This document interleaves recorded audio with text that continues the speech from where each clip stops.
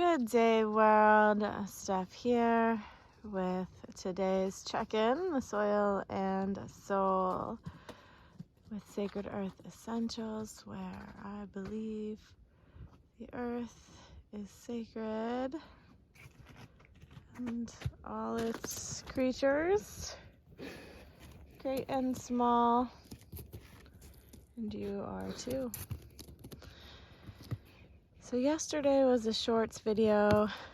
Today will probably be as well.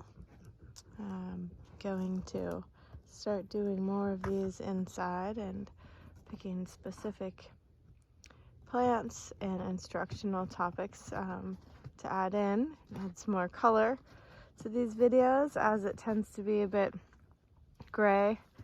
Most days here in the winter we have some sun today, which is nice and an essential aspect to soil and soul. We need the sun to live, we need the sun for plants to grow, which we need in order to breathe and to eat and survive. And in Spanish, the word sun is sol, S-O-L, interestingly enough, which sounds like soul, S-O-U-L. And so thinking about our soul and how to allow our souls to shine bright and hot and strong, like the sun helping to give life to a planet, we can think about how to tap in to that brightness and that strength and that fiery energy of our soul, even in the coldest of times, to help bring light to ourselves and other people. And I also, when I think about the sun is also associated often with Leo in astrology and the lion. And yesterday was Dr. Martin Luther King Jr. Day, and I mentioned briefly and will mention again. I hope that you all had an opportunity to check out Dr. Bernice King's speech from the King Center yesterday. It was very powerful, moving, touching, and hit some personal chords for myself. So I'm very thankful for that. And hearing her roar like a lion, you could hear her soul just bellowing, vibrating out of her being, both auditorily and energetically, and could hear her passion, could hear her soul fire for social justice, civil rights, and the continuing education of the world on these topics, including human rights, which is not really a phrase that has been talked about much in my schooling, the places I've gone or the classes I've attended, but was thankful enough to learn more about human rights through a friend of mine who is a human rights defender in Mexico. And through this intellectual exchange, have been able to begin to study more what human rights are and the international laws and agreements around this subject. And I think that being able to include this education in public education as well as in private organizations is going to be an integral part of the ongoing cultivation, growth, and flowering and fruiting of the global social justice movement. I believe it's more than just a movement, although things are always expanding. It's also planting seeds for a new way of life and nurturing healthy roots, healthy cultural roots globally that embrace human rights, and justice for all.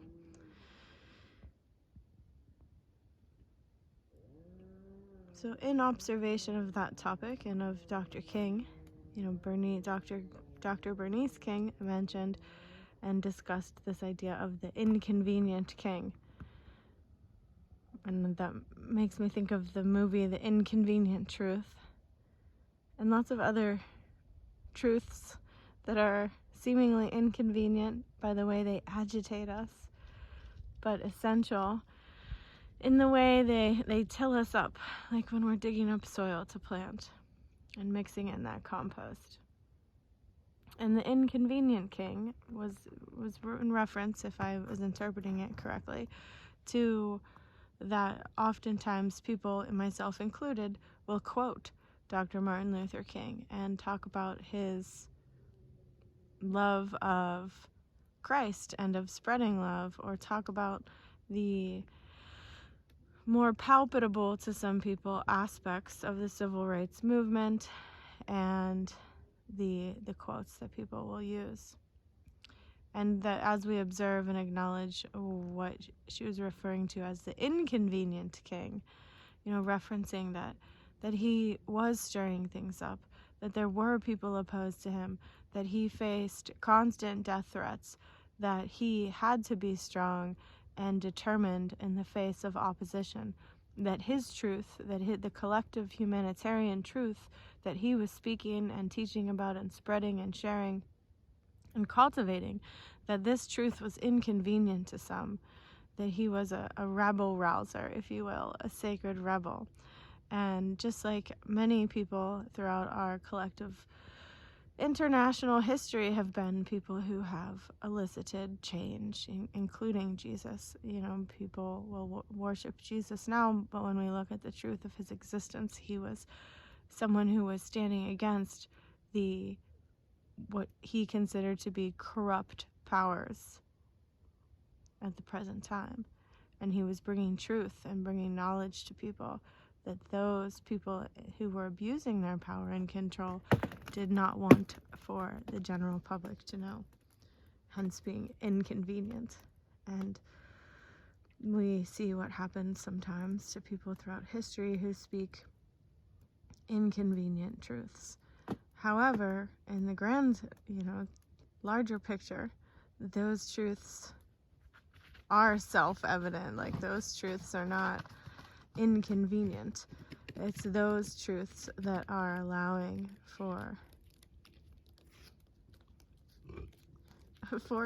justice to prevail. It's those truths that are allowing all of us to grow individually and collectively into our best selves and our best communities. Those truths are what are allowing us to understand human rights and social justice. Those truths are allowing us to have dialogue and debate. Those truths are allowing us to make the world a better place and allowing us to help make the world better for our children. As cliche as that sounds, working in the schools for a very long time, teaching about social justice and human rights is essential. I found it flabbergasting, mind-blowing to be 36 years old before I heard people talking about human rights. And yet there are global organizations dedicated to this. And Dr. Bernice King is right. We still have more work to do. We still have to speak about what some may consider inconvenient truths. We still need to be that inconvenient king and queen in our own lives, and learning how to embrace that role and to utilize it to the best of our abilities to transform the stigma around truth speaking and making the world a better place, to transform that. It was not an inconvenient truth. He was not an inconvenient king.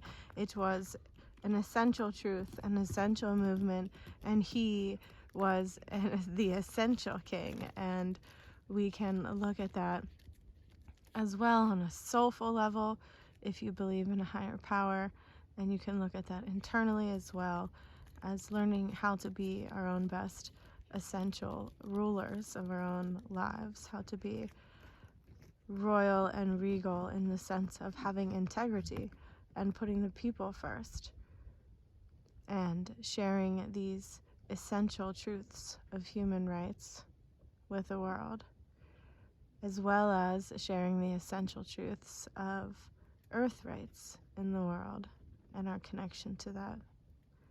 And that it's an inconvenient truth for many, what is happening with our soil, with soil extinction, with the ocean, with diseases that are happening to us, with extinction of species. Those truths feel inconvenient because they force us to look at what we as a species could be doing better. They force us to look at the inevitable physical death that could occur because of global warming. They're inconvenient truths because they pull us out of a system that is not in line with what some may call natural law and force us to make the necessary changes. Just like, again, a seed breaking through the shell and breaking through the ground and reaching for the sun is not the easiest process. Neither is self-development and transformation. And so when we're faced with these things in our life, whether they're about the social justice movement, whether it's about soil building, soil saving, whether, regardless of the subject, whether it's our own habits or addictions or bad negative thought processes or whatever it is within ourselves that feels agitating to us on the inside, that may on the surface seem like an inconvenient truth, we may sit with it deeper, even if that is someone outside of us showing us things about ourselves or our world that are uncomfortable. And we may see and feel and know the essential truths within those experiences. And that way may allow ourselves to saturate, to soak in, to really sit with those essential truths, the reality of our now, and to be able to then cultivate and grow from those essential truths with a plan and a dream and, strong, lion-hearted, soulful action steps. And allow for our steps to be, some may say, led by the Lord.